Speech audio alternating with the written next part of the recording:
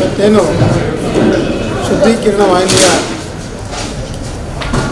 ಉದ್ಘಾಟನೆ ಸಮಾರಂಭವನ್ನು ನೋಡಿಬಿಟ್ಟು ತುಂಬ ಸಂತೋಷವನ್ನು ತಂದುಕೊಟ್ಟಿದೆ. ಏಕೆಂದರೆ ಇವತ್ತು ಕೆಳ ಹಂತದಿಂದ ಬಂದುಬಿಟ್ಟು ಯಾರು ಎಲ್ಲ ರೀತಿಯಿಂದ ಶ್ರಮವನ್ನು ಹಾಕಿ ಮೇಲ್ಮಟ್ಟಕ್ಕೆ ಬರ್ತಾರೋ ಅವರು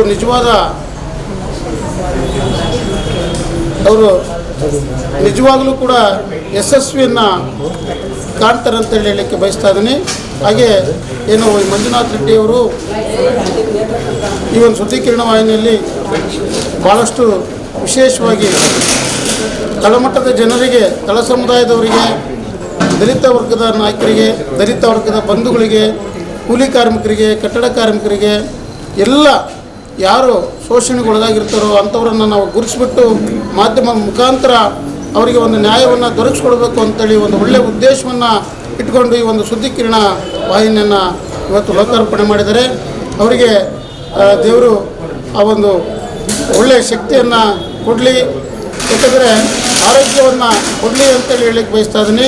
ಯಾಕಂದರೆ ಮನುಷ್ಯ ಆರೋಗ್ಯವಂತಾಗಿದ್ದರೆ ಮಾತ್ರ ಇವತ್ತು ನಾವೇನೆಲ್ಲ ಮಾಡಲಿಕ್ಕೆ ಸಾಧ್ಯ. ಆರೋಗ್ಯ ಇಲ್ಲದೆ ಹೋದರೆ ಜೀವನನೇ ನಶ್ವರ ಆಗ್ತದೆ. ಹಾಗಾಗಿ ಆರೋಗ್ಯದ ಕಡೆಯನ್ನು ಅವರಿಗೆ ದೇವರು ಒಳ್ಳೆಯ ಶಕ್ತಿಯನ್ನು ಕೊಟ್ಟು ಇನ್ನು ಒಳ್ಳೊಳ್ಳೆ ಸಾಮಾಜಿಕ ಜಾಲತಾಣಗಳಲ್ಲಿ ಏನಿವತ್ತು ಮೀಡಿಯಾ ಅಂದ ತಕ್ಷಣ ಕೆಲವು ಒಂದು ಹೇಳಲಿಕ್ಕೆ ಬಯಸ್ತೀನಿ, ಕೆಲವು ಮೀಡಿಯಾದವರು ಎಲೆಕ್ಟ್ರಾನಿಕ್ಸ್ ಮೀಡಿಯಾ ಪರ್ಟಿಕ್ಯುಲರ್ ಆಗಿ ಕೆಲವೊಂದು ಕಾರ್ಯಕ್ರಮಗಳಿಗೆ ಕಣ್ಮುಂದೆ ಕೂತ್ಕೊಂಡಿದ್ರು ಬರೋದಿಲ್ಲ, ಯಾಕಂದರೆ ಅದು ಬಿಸ್ನೆಸ್ ಮೈಂಡ್ ಅಂತೇಳಿ.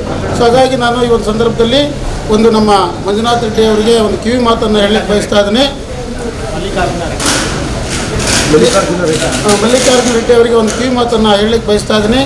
ಹಣದ ಹಿಂದೆ, ಹಣದ ವ್ಯಾಮೋಹಕ್ಕೆ ಹೋಗದೆ ಜನರ ಕಷ್ಟ ಕಾರ್ಪಣ್ಯಗಳಿಗೆ ಹೋಗಿ ಅವರ ಮನೆ ಬಾಗಿಲಿಗೆ ತಲುಪಿಸುವಂಥ ಕೆಲಸವನ್ನು ಅವರ ಸಿಬ್ಬಂದಿ ವರ್ಗದವರಿಗೆ ತಿಳಿಸೋದ್ರ ಮೂಲಕ ಈ ರಾಜ್ಯದಲ್ಲಿ ಮೊದಲನೇ ಹಂತದಲ್ಲಿ ಈ ಒಂದು ಶುದ್ಧೀಕರಣ ಟಿ ವಿ ಒಳ್ಳೆಯ ಬೆಳವಣಿಗೆಯನ್ನು ಹೊಂದಲಿ ಅಂತಂದೇಳಿ ಹೇಳ್ತಾ, ಅದೇ ರೀತಿ ನಮ್ಮ ಕರ್ನಾಟಕ ರಾಜ್ಯದ ಎಲ್ಲ ಜಿಲ್ಲೆಗಳಲ್ಲೂ ಕೂಡ ನಮ್ಮ ಭಾರತೀಯ ದಲಿತ ಸಂಘರ್ಷ ಸಮಿತಿ ವತಿಯಿಂದ ಎಲ್ಲ ಕಾರ್ಯಕರ್ತರು ಎಲ್ಲ ಜಿಲ್ಲೆಗಳನ್ನು ಕೂಡ ಶುದ್ಧೀಕರಣ ಟಿವಿಗೆ ಸದಾ ಸಹಕರಿಸ್ತಾ ಅವರಿಗೆ ತನುಮನಧನಗಳನ್ನು ನೀಡೋದ್ರ ಮೂಲಕ ನಾವು ಅವರಿಗೆ ಸಪೋರ್ಟಾಗಿ ಇರ್ತೀವಿ ಅನ್ನುವಂಥ ಮಾತನ್ನು ಹೇಳಲಿಕ್ಕೆ ಬಯಸ್ತಾ ಇದ್ದೀನಿ.